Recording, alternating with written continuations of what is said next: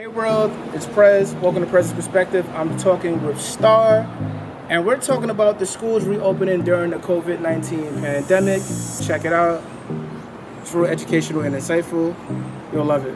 Hey everyone, it's Star. I'm an elementary school teacher in the Bronx, and I'm here today to join Prez for my perspective on school reopening. Let's start. Yeah, welcome Young Atlas, Prez knows, IG, Twitter, Prez taught you. I'm here with my friend Star. Nice to meet you. Nice to meet you. Like I've known you for like 6-7 years. Hey Prez. So you're a teacher in the South Bronx. Yes. And y'all about to return to school in about 3-4 weeks. I'm out of school, so I don't know what the dates be like. So when y'all go back? We don't know yet. The speculated date is the 10th, but it's gonna be that week after Labor Day weekend.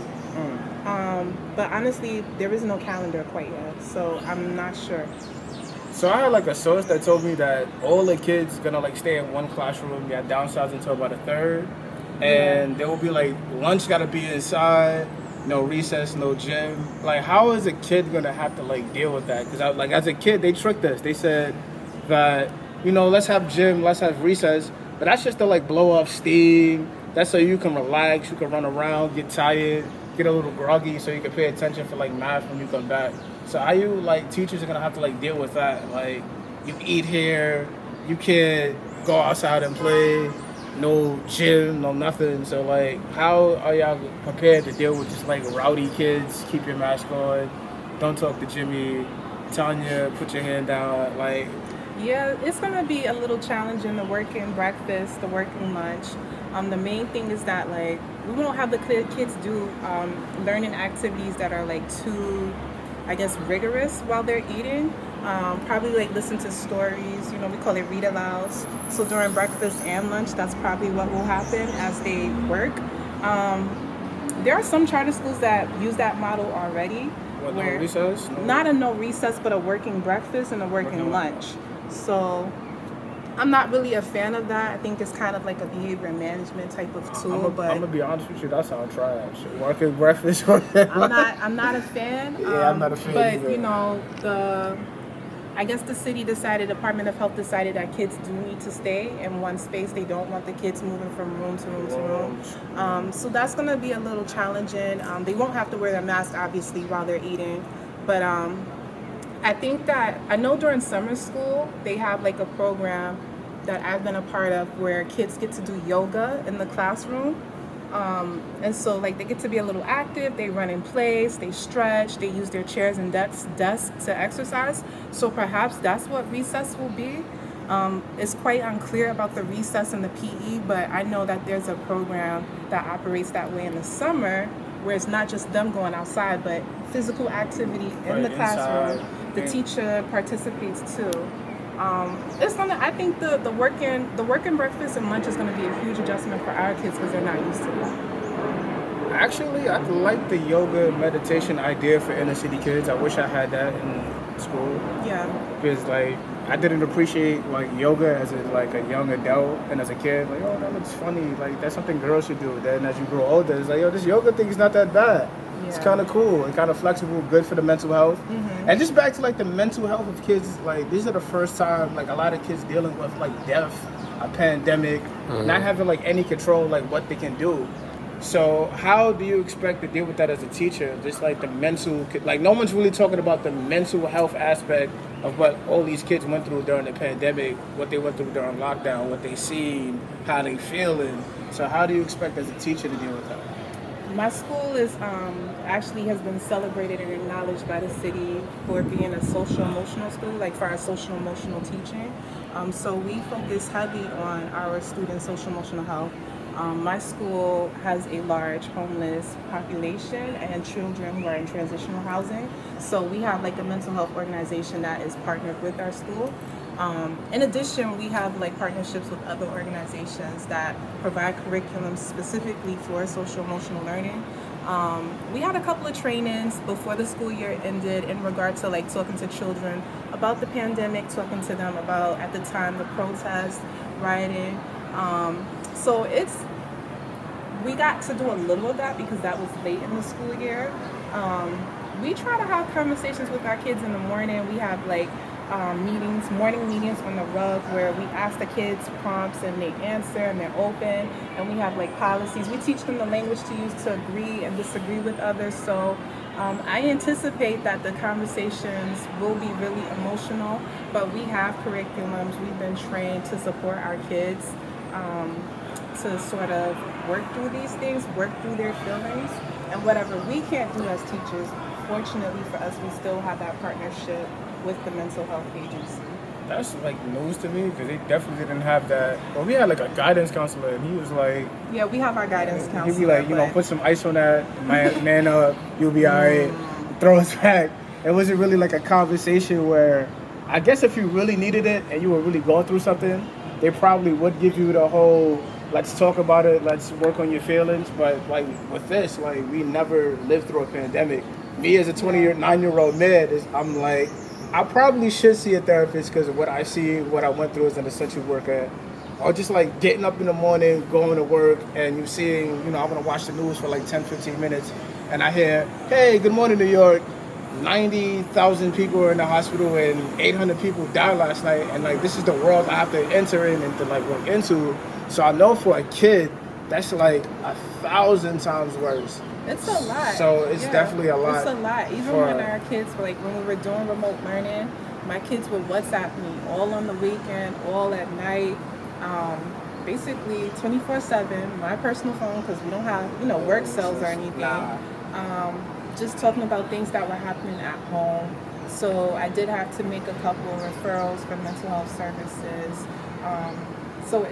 I anticipate we're gonna get a lot of like things that kids have been holding in, because school sometimes is stressful. It's stressful, but it's also safety. Safe haven. Where you can come to your teacher like, hey, listen. Yeah. I didn't do my homework because my dad lost his job and the lights is off. And we don't know what I'm hungry. I don't know what's gonna go. I don't know when I'm getting my next meal tomorrow.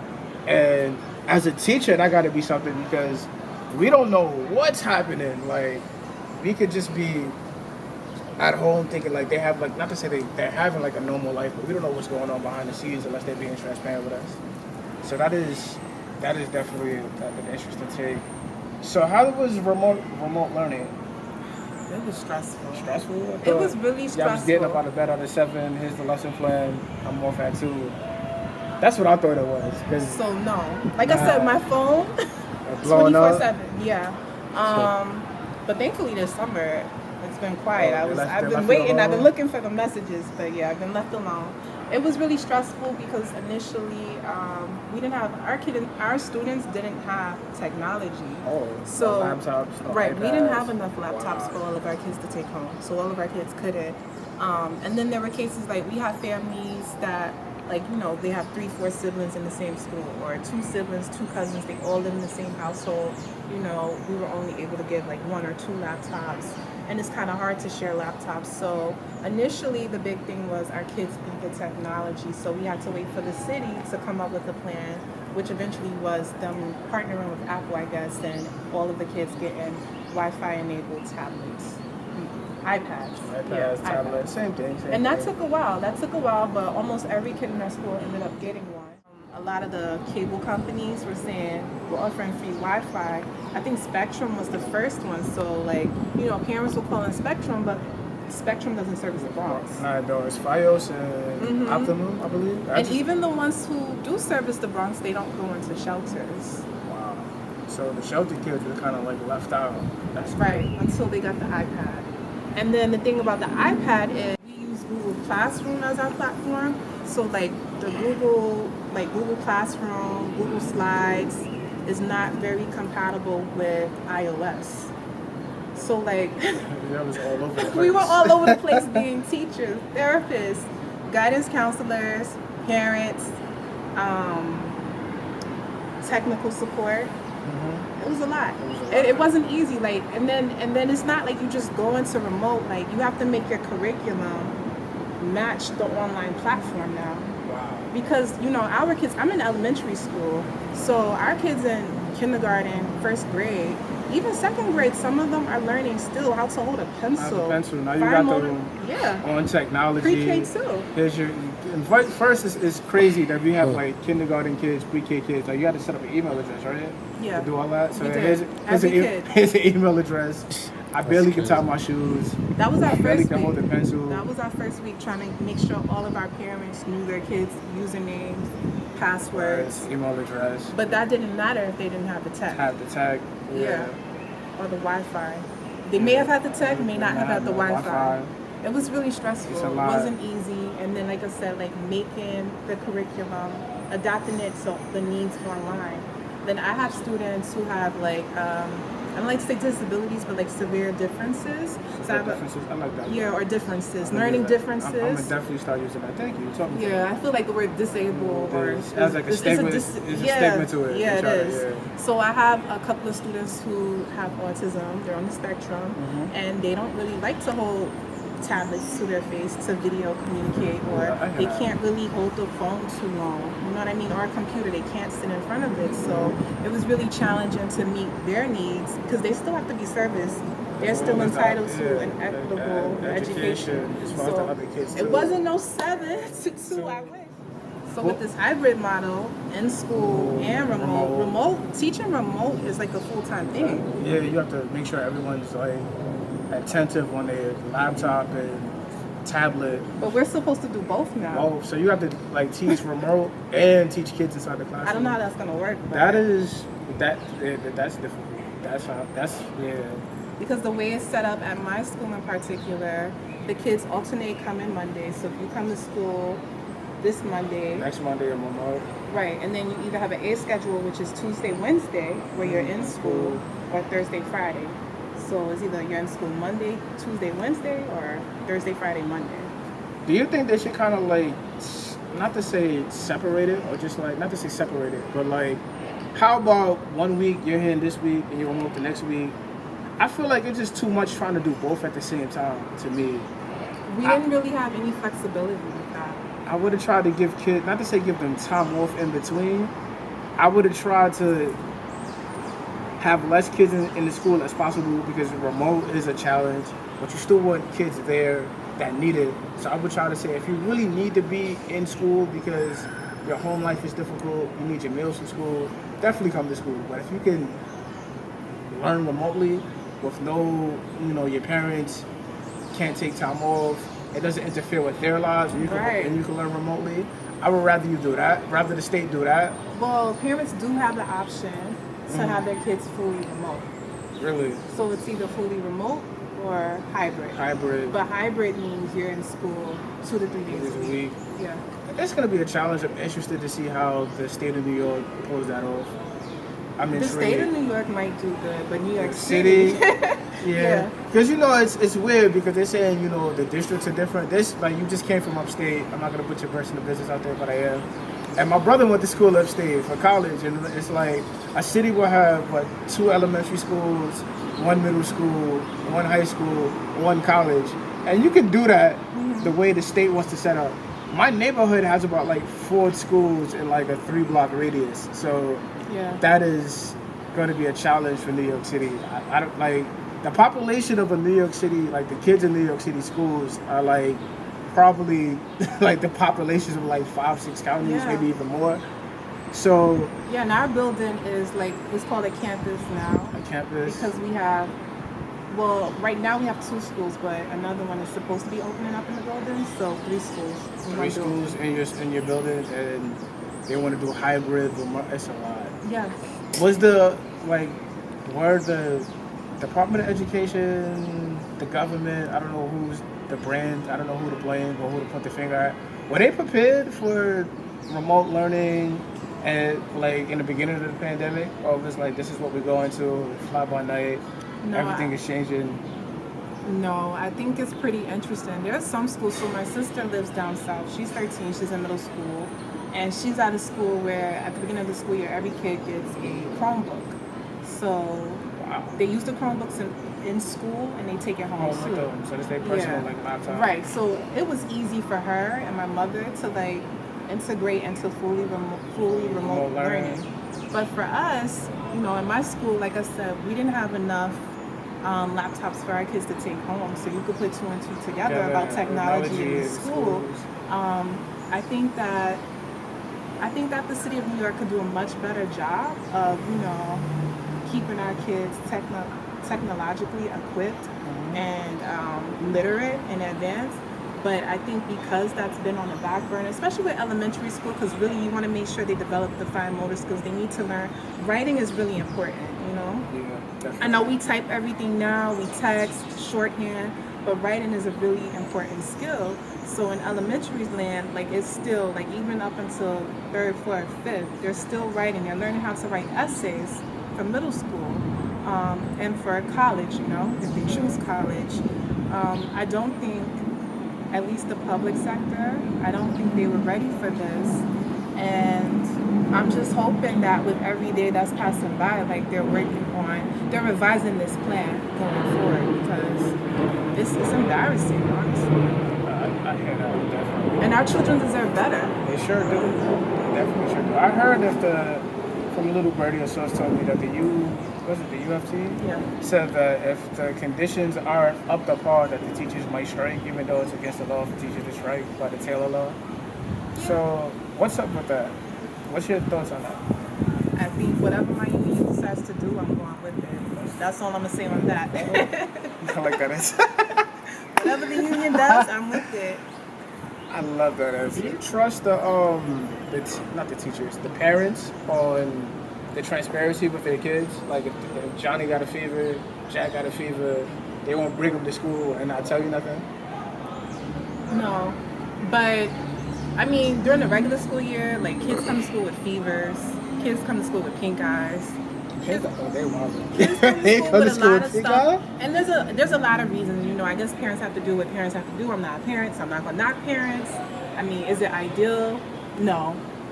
So definitely with the virus, I don't even know how frequently kids will be getting tested. If parents have thermometers to even check temperatures at home. All I know is that we have like a policy, a plan in place where we have an isolation room. So they got the quarantine set up for the kids? Yeah. Like a teacher? So basically the parent will be called and you have to come pick up their kids, so. Oh, it's not even like you stay in this one section and you learn for the whole day and you just got a teacher with you? It's like, he has a fever, he got to go? But what teacher's going to want to do that? That is true. That is true. And that's the thing, though. It's like, who's in that room? Yeah, yeah. It's like... How does it work? Like, when they ask you, have you been in contact with anyone? You're like, no, but have you been in contact with anyone? They'll be like, I don't know. So it's like, well, I guess I got to get tested now if I don't know. And I said no, so... So if a kid does end up testing positive, what they said the plan is that classroom that the student is in, like everybody will be quarantined. Like they'll have to quarantine at home for I think 10 days or maybe 2. It's either 10 days or 2 weeks, something like that. If the kid has a sibling that like is in another class, that kid alone will be investigated, and then I guess what happens from there is what happens. That can go like all over the place. Cause say like you got 3 brothers and then 3 different grades, and the younger brother get it. And that's exactly how elementary school is. The younger brother get it. Now we got to quarantine that whole classroom. Then we got to investigate if the other 2 brothers got it, and that means 2 other classrooms might have to be out. So far, they're only saying just those students. Just those students? Yeah. Yeah, I would make my kid ain't going to school. What, he got it? Nah, he's not going to school. We're but then also there's like the legal thing about like patient privacy. Yeah, so you can't really like put the kid's personal business out there. Yeah, it's weird. It's a mess. I'm a safety first guy, so if I was a parent, I would want to know if any of the kids got it.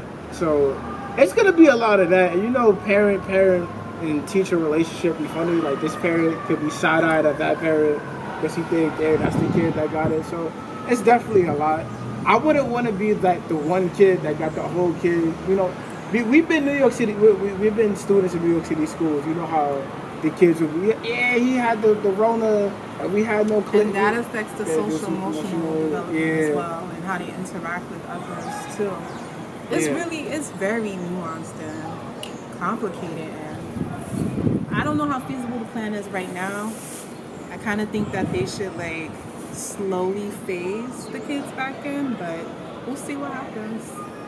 Definitely. Are they talking about how often they're going to test the teachers and the students? Or is it encouraged? Or is we're doing temperature checks? We're It's saying they're going to do temperature checks. They have masks for the kids. We have to wear masks. We've been encouraged to get tested right before school starts. But my understanding is that the test is like good for 3 days.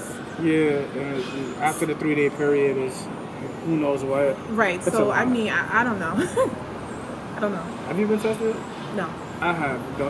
I'm not gonna say don't do it, but they get in your personal business. They stick a Q-tip up here. They tell you not to squint, but the putting a Q-tip here makes you squint. So you just like for like 10 seconds. It's the longest 10 seconds of your life. So before I let you go, why did they change math up? The Common Core? I don't know what it is. I just know multiplication and addition changed, and my niece makes fun of me because I don't know it. Okay, so basically, when we were in school, we were taught procedure. Basically, you write out 6 times 6 is 36. Like, you memorize your timetables. Like, with math, like, we were just told, this is how you do it. This is the formula. This is how you solve it. But, you know, today kids, I mean, even back then for us, like, you know, we're not all the same. We all learn differently. So it's really important for children to learn concept as well. Don't just do it, know why you're doing it. So they teach children different concepts for different, like, for different things that they have to learn. And so therefore, like, when it's time to take a test or when it's time to go into the real world and try to solve a problem, a child can choose the strategy that they feel works best for them. So it's a lot, but I would suggest you go to IXL, the letters IXL, or you can go to YouTube and look up like Common Core math strategies so you can learn and help your niece with her work. And I could just text you. Yeah, you can text me. Since you're a teacher. I'm not a math teacher, but I support my kids in that. Yeah. And before we let you go, you have a birthday coming up. Yay! What are you doing for your birthday?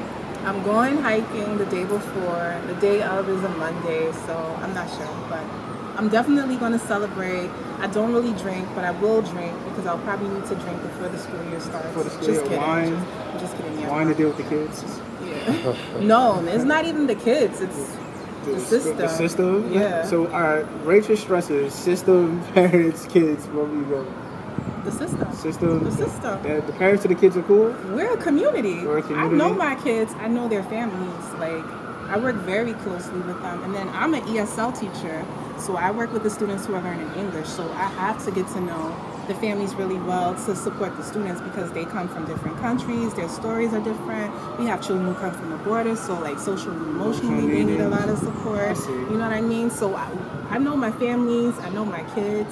But the plan in place, the system, that's kind of driving me insane. Like not being able to definitively tell you on August 23rd what day school is starting. And the back to school commercials already started. That's stressful, you know? Yeah. It's real stressful. Yeah. So it's been a pleasure. It's educational, real insightful. I wish you a happy and healthy school year. Thank you. Prez, Young Atlas, we out here. IG at Prez Knows, Twitter, Prez Taught You. You've been rocking with Prez on Young Atlas. This is Prez's Perspective. I've been kicking it with Star, talking about the reopening in school during the COVID-19 pandemic. Peep the content, go Young Atlas, enjoy yourself.